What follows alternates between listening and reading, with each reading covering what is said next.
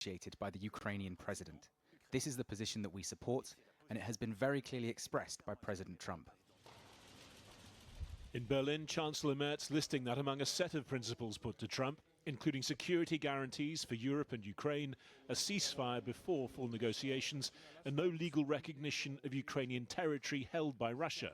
Trump, he said, largely shared European views. I told the US president and all our European colleagues that Putin is bluffing. He is trying to put pressure before the meeting in Alaska along all parts of the Ukrainian front. Russia is trying to show that it can occupy all of Ukraine. But if Russia's recent advances are a pre-talks maneuver, their impact all too real on the ground in eastern Ukraine. The town of Bilozerska in Donetsk, one of a dozen communities where families have been ordered to leave. They were shooting everywhere, around the city, at houses, in the centre, at the bus stop, everywhere. Houses are destroyed.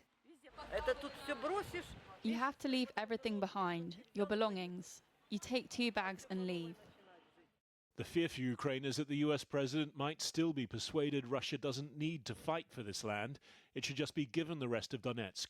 Trump has already talked of territorial swaps and changes, in his words, to the betterment of both sides. There can be no negotiations about Ukraine without Ukraine, and that's been a long-standing principle. Here, the Prime Minister chaired the third call of the day for those ready to support a post-war reassurance force in Ukraine. He said the earlier meetings had gone well, that there was now a chance for a ceasefire.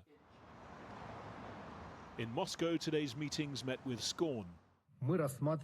We consider the consultations requested by the Europeans as politically and practically insignificant.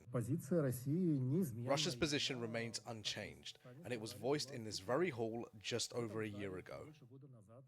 Then Vladimir Putin said the conflict would only be settled when Ukraine withdrew entirely from every region claimed by Russia and committed to never joining NATO.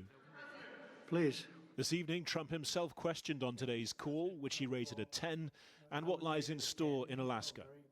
Will Russia face any consequences if Vladimir Putin does not agree to stop the war after your meeting on Friday? Yes, they will. Yeah. What will the consequences there will be consequences? Sanctions, tariffs? There will be, I don't have to say, there will be very severe consequences, yes. That's something he's promised and postponed before, and he went on to float the prospect of a second, more consequential meeting.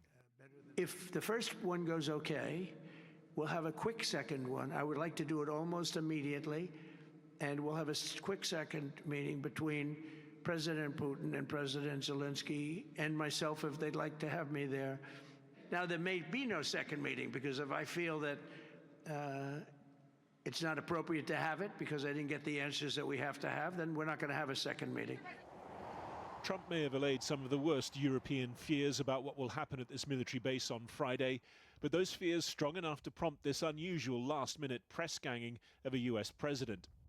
None of them surely would dare predict exactly what will happen when Trump and Putin talk one-to-one.